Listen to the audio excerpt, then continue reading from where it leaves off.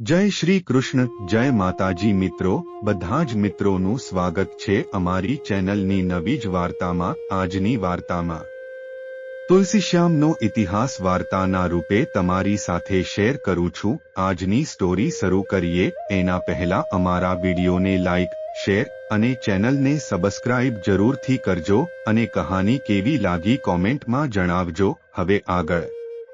પક્ષી બેસે તો મરી જાય એવું મીંઢો હરમ્યો નામનું ઝેરી ઝાડવું જ્યાં પૂર્વે હતું એ મીંઢાના નેસ નામના નાના ગામડાનો નિવાસી ચારણ દેવી શાંતિઓ આજથી 500 વર્ષ પૂર્વે લેરિયાના નેસ નામે ગામથી પોતાની વરોળ એટલે ન વિયાય તેવી ભેંસ પર બેસીને ચાલ્યો આવે છે। માર્ગે બરાબર આ ડુંગરા વચ્ચે જ રાત પડે છે।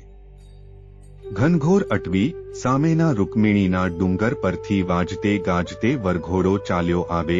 શૂરવીર ચારણ તલવાર ખેંચી એ પ્રેમ સૃષ્ટિને ડારવા ઊભો રહ્યો, પણ જાણે એને કોઈ જ્યોતિ સ્વરૂપે કહ્યું કે દેવા શાંતિયા અહીં મારી પ્રતિમા નીકળશે, અહીં એની સ્થાપના કરજે। ચારણ નિંદ્રામાં પડ્યો। પ્રભાતે પાંદડા ઉખેળતા શ્યામ પ્રતિમા સાંપડી। કંકુ તો નહોતું, પણ ચારણ સદા સિંદૂરની ડાબલી સાથે રાખે। સિંદૂરનું તિલક કર્યું। આજ સુધી એ પ્રતિમાને સિંદૂરનું જ તિલક થાય છે। બાબરિયાઓનું ને ગીર નિવાસી ચારણોનું એ તીર્થધામ થયું। પ્રતિમાજીને નવરાવવા ત્યાં ગરમ પાણીના કુંડ પ્રગટ થયા। એ પાસે જ થઈને નાનું ઝરણું ચાલ્યું જાય છે। તેનું જળ શીતળ ને આ કુંડનું પાણી તો ચૂલા પરના આંધણ જેવું ફળફળતું। પ્રથમ એમાં પોટલી જબોળીને પ્રવાસીઓ ચોખા ચોળવતા, પણ એક વાર કોઈ શિકારીએ માંસ રાંધ્યું ત્યારથી એની ઉષ્મા ઓછી થઈ છે। હવે એમાં ચોખા નથી ચડતા, પણ તમે સ્નાન કરો એવું ઊનું પાણી તો એમાં સદાકાળ રહે છે। કોઈએ કહ્યું કે એમાં દેડકા પણ જીવતા જોવામાં આવે છે। એ તો ઠીક, પણ એ પાણીની ગંધનો પાર નથી। કોઈક જ વાર કુંડ સાફ થાય ખરાને? તીર્થો ઘણાખરા ગંદકીથી જ ભરેલા। તીર્થક્ષેત્રે કૃતમ પાપમ વજરલેપો ભવિષ્યતિ। એક દિવસ આ તુલસીશ્યામની જાહોજલાલી હતી। બાબરિયાવાડના 42 ગામ એ શ્યામજીના ધામ ઉપર ઓછા થઈ જતા અટવીના નિવાસી અજ્ઞાન આહિર ચારણો અને બાબરિયાઓના અંધારે પડેલા જીવનમાં આસ્થા અને પવિત્રતાનું દિવેલ પુરાતું। પણ પછી તો એ જગ્યાની સમૃદ્ધિ વધી। એક મહંતે કંજુસાઈ કરીને દ્રવ્ય સંઘર્યું।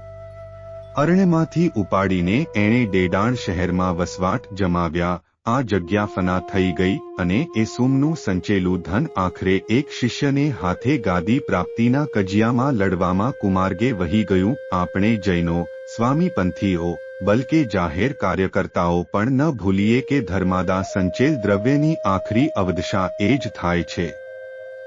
આજે એ સ્થળે એક જુવાન દૂધાહારી ઉત્તર હિન્દુસ્તાની સ્વામીએ ગૌશાળા તરીકે બાંધી જગ્યાનો પુનરુદ્ધાર આદરેલો છે। આ હિન્દુસ્તાની સાધુઓ ભારી વિલક્ષણ। કાઠિયાવાડમાં ઠેર ઠેર તમને અક્કેક ધર્મસ્થાનક ખરી નિષ્ઠાથી ચલાવતા જોશો। સામાન્ય રીતે સ્વભાવના કડક, સ્વતંત્ર તાસીરના ને મોટા ચમ્રબંધીની પણ પરવા ન રાખનાર ફાટેલ પ્યાલાના હોય છે। આપણામાં એ દૈવત ક્યારે આવશે? આ કથા સૌરાષ્ટ્રના ખંડેરોમાંથી ઝવેરચંદ મેઘાણી લેવાયેલ છે। હવે જાણીએ પુરાતન કાળની કથા। એવું કહેવાય છે કે જાલંધર નામના એક યોદ્ધાએ દેવોને હંફાવ્યા હતા અને તેની પર ખુશ થઈને વિષ્ણુએ તેને વરદાન માંગવા કહ્યું તો તેણે માંગ્યું કે વિષ્ણુ અને પોતાની બહેન લક્ષ્મી પોતાના ઘરે રહે। ભગવાને તેને વરદાન આપી દીધું અને કહ્યું કે જે દિવસે તેનાથી અધર્મનું આચરણ થશે તે દિવસે તેઓ ત્યાંથી જતા રહેશે। જાલંધરને પત્ની વૃંદા જેવી એક સતી સ્ત્રી હતી। હવે તેના રાજ્યમાં ધર્મચક્ર ચાલતું હતું, પરંતુ દેવો સાથે તેણે વેર બાંધી લીધા હતા।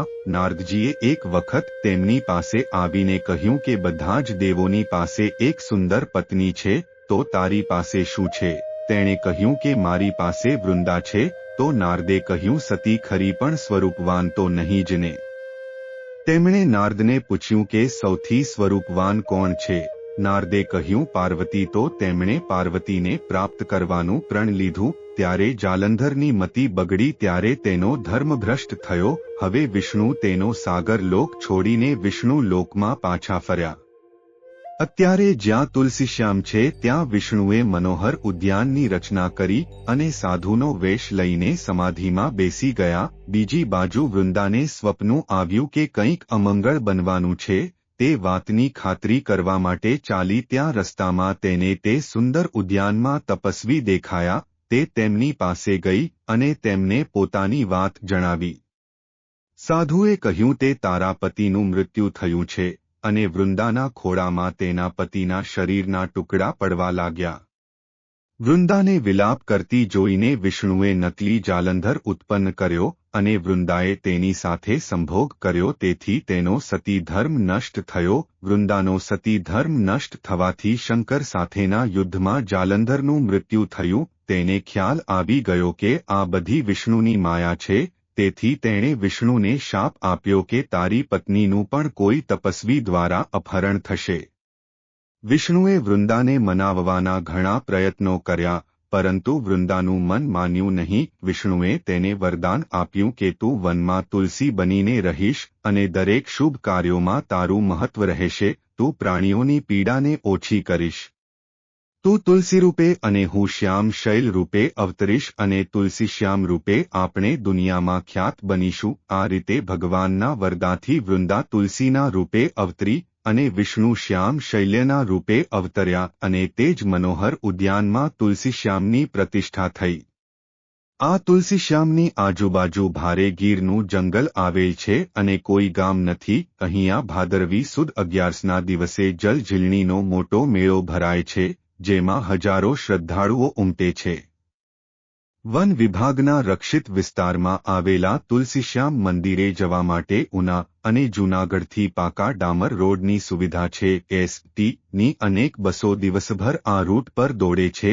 મંદિરમાં વિશાળ ધર્મશાળા, વિનામૂલ્યે ભોજન શાળા ઇત્યાદિ સુવિધા છે. રાત્રિના 8 થી સવારના 6:30 સુધી વન વિભાગના કાયદા મુજબ તુલસીશ્યામ આવવા જવાનો રસ્તો બંધ રહે છે. પ્રકૃતિના રૂપ મહીરૂપ હરિતણા સમાતા, પ્રભુની ઈચ્છાએ કરીને શીતળ વાયુ વાતા. પ્રકૃતિમાં ઈશ્વરનું રૂપ અને ઈશ્વર પ્રકૃતિમાં એવી એકબીજાની પૂરકતા દર્શાવતા. ગાંડી ગીરમાં વસેલા ધામ તુલસીશ્યામની ભૌગોલિક સ્થિતિ જોતા એવું પણ ફળીભૂત થાય છે કે ઈશ્વરને પ્રકૃતિ ઉપર ખૂબ જ પ્રેમ છે, અર્થાત ભગવાન પણ પ્રકૃતિ પ્રેમી છે. અન્ય તીર્થ સ્થળો કરતાં કંઈક વધારે પડતી શોભા અને લીલી ઘનઘોર વનરાઈ તથા ચારે તરફ ઉભેલા રળિયામણા ડુંગરોની શોભાથી આ ધરતી કંઈક અદકેરુસે છે. લીલા હમ્મ વૃક્ષો જાણે વાતા સુગંધી વાયરાની સંગાથે લઈને ભગવાન શ્યામના ઓવરણા લઈ રહ્યા હોય તેવું અદ્ભુત દ્રશ્ય આ તીર્થધામની શોભાને ખૂબ જ દીપાવે છે. અહીં આપવામાં આવેલી જાણકારી ધાર્મિક આસ્થાઓ અને લોક માન્યતાઓ પર આધારિત છે, જેનો કોઈ વૈજ્ઞાનિક આધાર નથી. સામાન્ય જનરુચિને ધ્યાનમાં રાખીને આ વિડિયો અહીં પ્રસ્તુત કરવામાં આવ્યો છે. જો આ સ્ટોરી તમને પસંદ પડી હોય તો દરેક લોકો સાથે શેર કરજો. તેમજ આ સ્ટોરી કેવી લાગી તે કમેન્ટમાં અચૂક જણાવજો. જય માતાજી, જય શ્રી કૃષ્ણ.